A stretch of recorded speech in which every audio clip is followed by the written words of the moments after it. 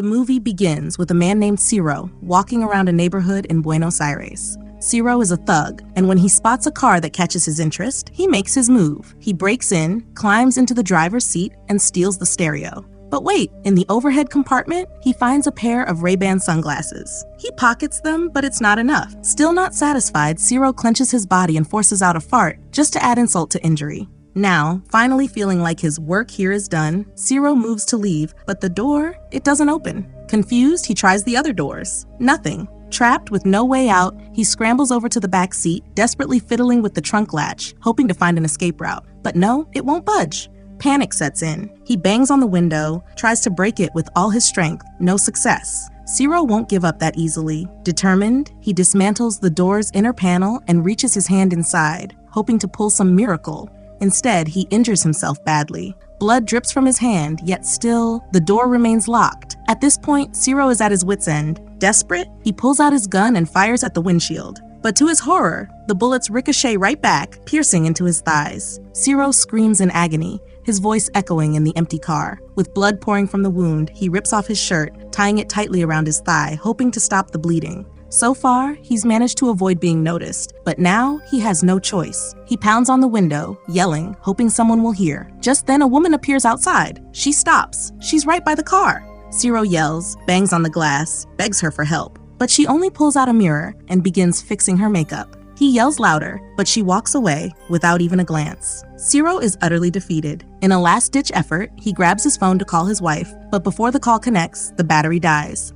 Hours pass, night turns to morning, and Ciro wakes up desperate for water. With nothing left, he's reduced to licking the fog from the windows. Later, Ciro takes the stolen stereo out of his bag, puts it back in the car, and switches on the radio. Suddenly, his favorite song starts playing. For a brief moment, he's lost in the music, forgetting his troubles, even if just for a moment. The song, a raunchy tune about, of all things, getting it on in a car. It's almost eerie. The lyrics mention foggy windows, reclined seats, and going at it all night, just like Ciro's strange predicament. Strangely, the beat fuels him, giving him the motivation to try breaking out again. He grabs a tool and pounds on the door with renewed vigor. Suddenly, a phone rings. But wait, it's not his phone. It's coming from the car stereo. Confused, Ciro answers, and a voice greets him. "Hello, Ciro. I'm Dr. Enrique Ferrari, and I'd like to welcome you to my car."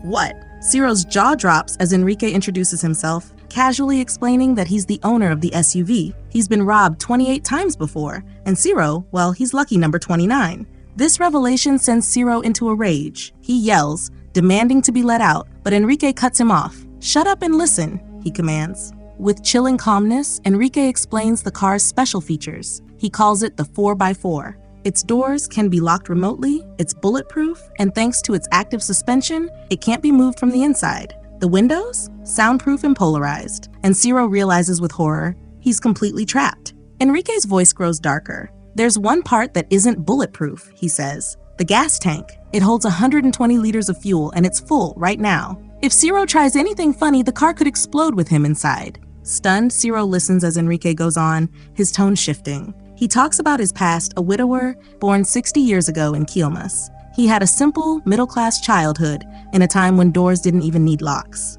"Life was better back then," Enrique sighs. "What would you do if you caught your son stealing?"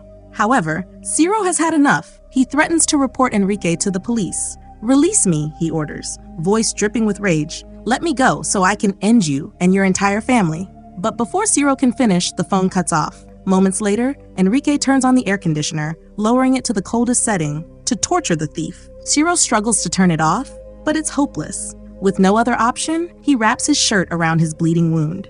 Desperate to stop his foot from bleeding, he rips a part of his jeans and binds it around his leg. After what feels like an hour of relentless cold, Enrique finally calls back. "What would you do if you caught your son stealing?" he taunts, voice sharp and unforgiving. "Answer correctly, and I'll give you some water." Ciro tries to answer, but Enrique isn't satisfied. Desperate, Ciro pleads, "Please, I've learned my lesson." But Enrique is unmoved. He reveals another story, this time a haunting memory. "Last December, 2 men broke into my daughter's home while she was parking her car," he says, voice steady but cold. "She knew what to do. I trained her well. She avoided eye contact, had money ready just in case. But even with all the training, it wasn't enough. The robbers held a gun to Enrique's grandsons for 3 agonizing hours. Enrique's voice shakes with the weight of the memory, but Ciro barely reacts. He's fed up with Enrique's stories. "What kind of doctor deprives a wounded man of water?" he snaps, challenging him. Enrique lets out a low chuckle, amused by Ciro's defiance. "Guess what kind of doctor I am?" he taunts, then abruptly hangs up. Frustrated and exhausted, Ciro tries to think. Suddenly, headlights flash in the distance, a police car. It stops right in front of his SUV, and Ciro's heart leaps. Hope surges through him as he waves his arms, shouting for help. But the officer doesn't even glance his way. He just writes a ticket, slips it under the windshield wiper, and drives off. Hours later, Enrique calls again. "Tell me your full name and ID number," he demands, offering water in return. Desperate, Ciro complies. Finally, Enrique's voice softens just slightly.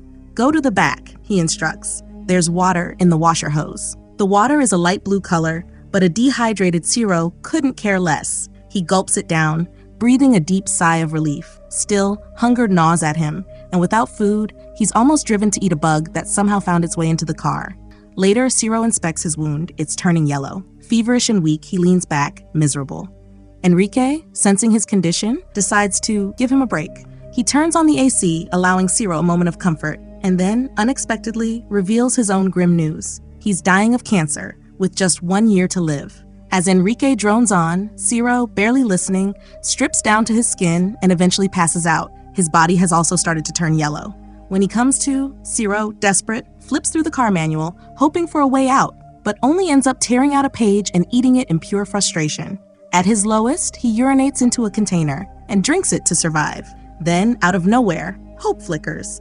A burglar tries breaking into the SUV. Heart-pounding, Ciro thinks this is his chance, but the thief is spotted by passersby. They beat him up and hand him over to the police. Night falls, and with dehydration and hunger, Ciro's thoughts spiral into bleak reflection.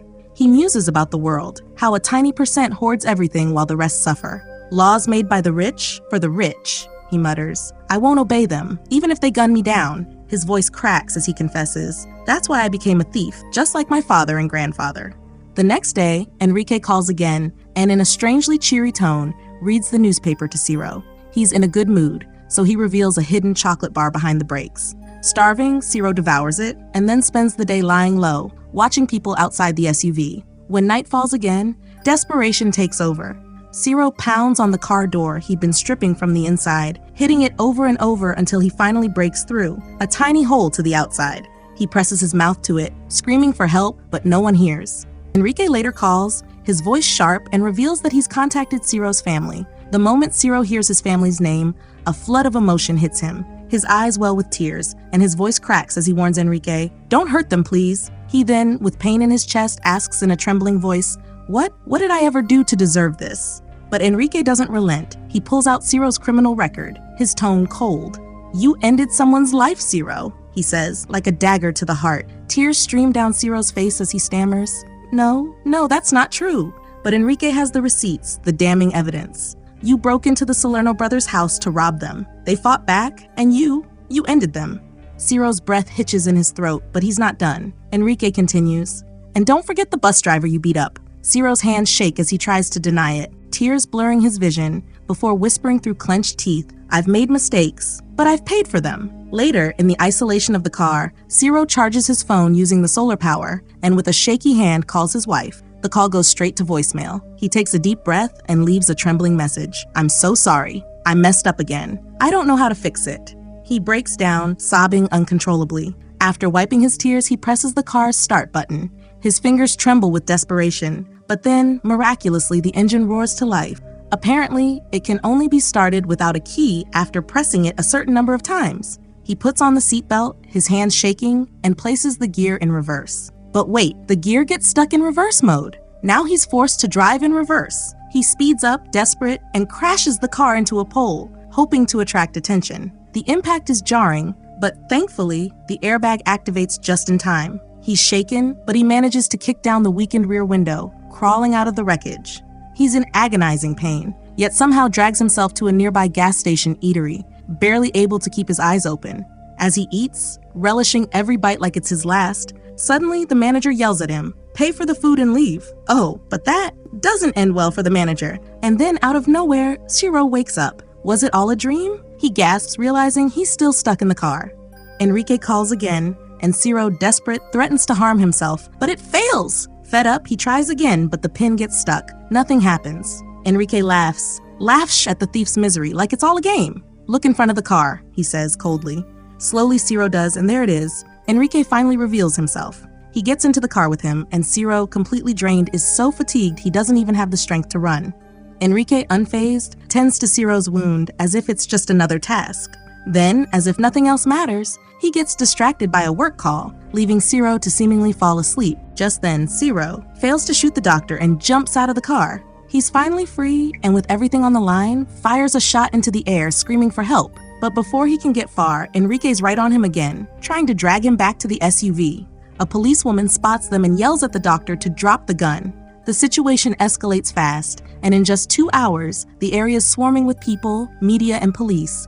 But Enrique refuses to let Ciro go, claiming he's the victim of the thief. Then, when everything falls apart, the police call in retired negotiator Julio Amadio, who calmly asks Enrique, "What do you want?" Enrique starts listing all the problems he faces every day, things the government doesn't care about, because after all, no one's gotten hurt. Walking to his office, he rants about dodging 2,000 dog poops on the street because dog owners don't clean up after their pets when no one's watching. The crowd? They resonate with him. They cheer for him. But Julio doesn't give up. He keeps talking, keeps trying to reason with Enrique. After what feels like an eternity, he finally convinces Enrique to let Ciro go. The police move in and arrest Ciro, but just as the dust settles, Julio asks Enrique to surrender. And just like that, Enrique gets in his car, coolly placing a timer on the roof. Julio, heart racing, suspects it's a bomb and urgently orders everyone to back up. Then, in an instant, boom! The SUV explodes, killing Enrique in a fiery blast, but not before igniting a fire in the hearts of every commoner who witnessed it. And that's all from the video. I hope you liked it. Don't forget to subscribe for more content like this, and hit that like button to help us out. Also, leave a comment if you want us to recap your favorite movie. Until next time, take care.